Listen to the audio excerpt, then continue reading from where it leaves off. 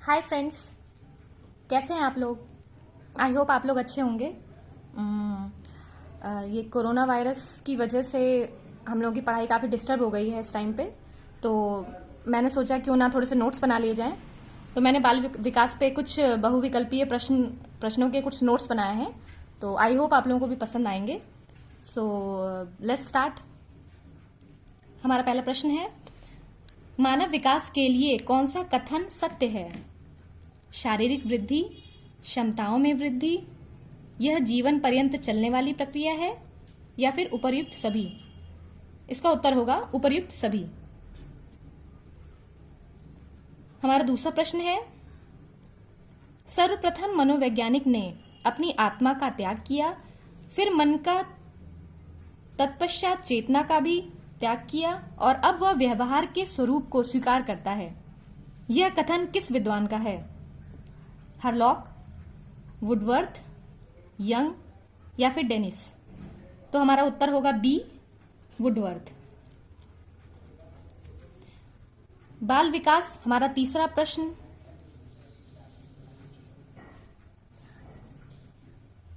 हमारा तीसरा प्रश्न होगा, बाल विकास का अर्थ है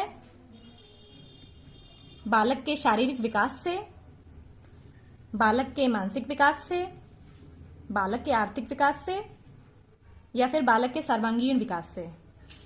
तो हमारा उत्तर होगा डी, बालक के सर्वांगीण विकास से। हम दूसरे पेज पे चलते हैं।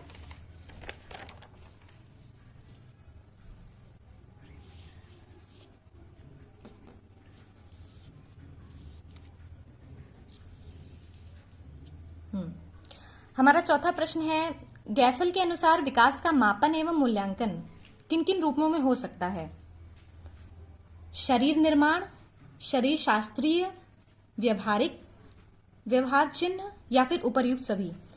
इसका उत्तर होगा हमारा डी, उपर्युक्त सभी। हमारा पांचवा प्रश्न है, बालक के विकास पर प्रभाव डालने वाले कारक कौन से हैं? पहला है माता का पिता का वंशक्रम, दूसरा है गर्भ स्थिति के बाद पड़ने वाले बाहरी सामाजिक प्रभाव, उपर्युक्त दोनों, या फिर उपर्युक्त में से कोई नहीं। इसका हमारा उत्तर होगा सी, उपर्युक्त दोनों।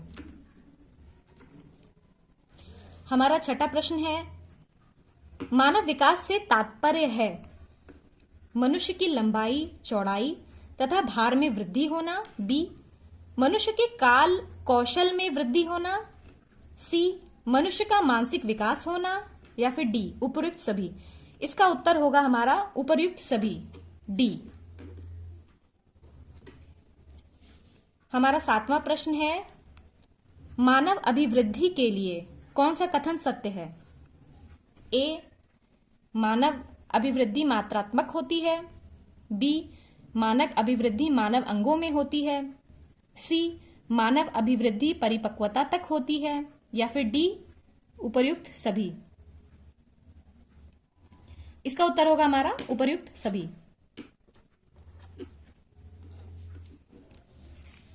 चलिए अब हम चलते हैं अपने 8वें नंबर के प्रश्न पर, जो इस प्रकार है, मनोविज्ञान मानव व्यवहार और मानव संबंधों का अध्ययन है। यह कथन किसका है? वुडवर्थ, बी क्रो, सी गैसल, या फिर डी थॉर्नडाइक। हमारा यह कथन क्रो का है, यानी उत्तर बी सही है। हमारा 9वां प्रश्न है, जो बात पहले सीखी जा चुकी है उसको याद रखना ही स्मृति है। यह कथन किसका है? ए क्रो, बी वुडवर्थ, सी गैसल, या फिर डी हल। इसका हमारा उत्तर होगा बी वुडवर्थ। हमारा 10वां प्रश्न है, कल्पना दुरुस्त वस्तुओं के संबंध का चिंतन है। यह कथन किसका है? ए पॉइंट हल, बी मैकडूगल, सी पावलाव, या फिर डी स्किनर। हमारा उत्तर होगा बी मैकडूडल। हमारा 11वां प्रश्न है, मनुष्य को जो कुछ भी बनना होता है प्रारंभ के 4-5 वर्षों में बन जाता है, यह कथन किसका है? ए पावलाव, बी मैस्लो, सी फ्रायड या फिर डी हल। हमारा यह कथन है फ्रायड का। हम चलते हैं अपने 12वें प्रश्न पर।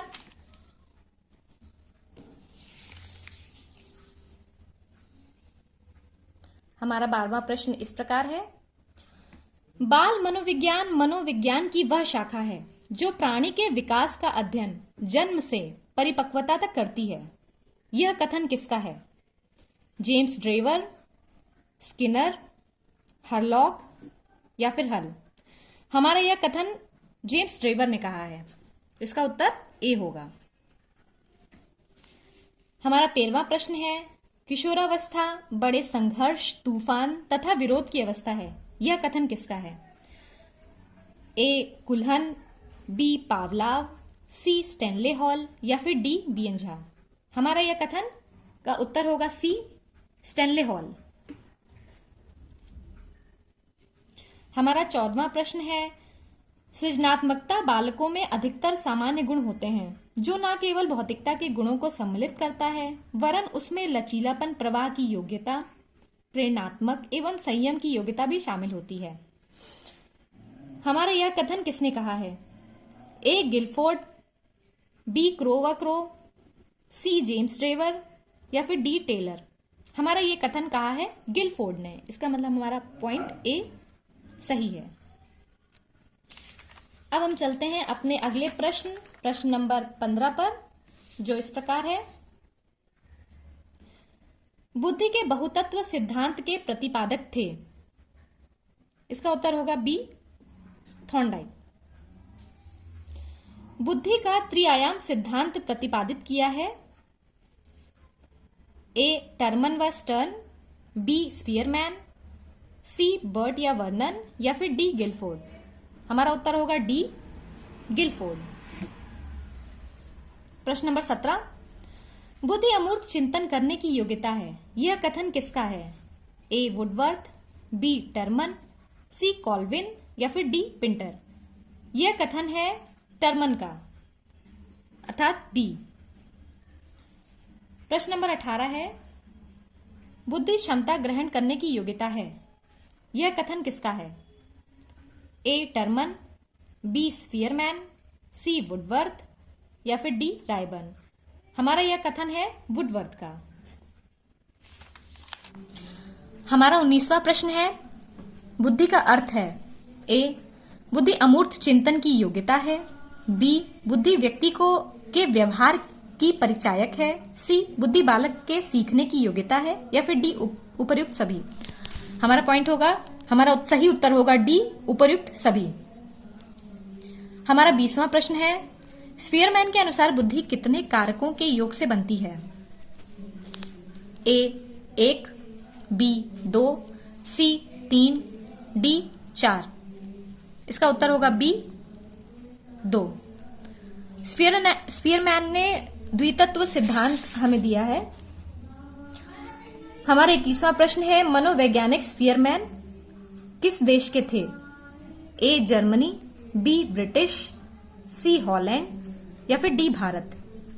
इसका सही उत्तर होगा बी ब्रिटिश। हमारा 22वां प्रश्न है, बुद्धि है। ए समस्या समाधान करने की योग्यता, बी अनुभव से लाभ उठाने की योग्यता, सी जन्मजात शक्ति या फिर डी उपर्युक्त सभी। इसका उत्तर होगा डी उपर्युक्त सभी। आई होप आप लोगों को मेरा वीडियो पसंद आया होगा। प्लीज मेरे चैनल को सब्सक्राइब कीजिए, अपने फ्रेंड्स तक भेजिए, शेयर करिए और कुछ कमी हो तो प्लीज मुझे कमेंट करिए। Thank you so much.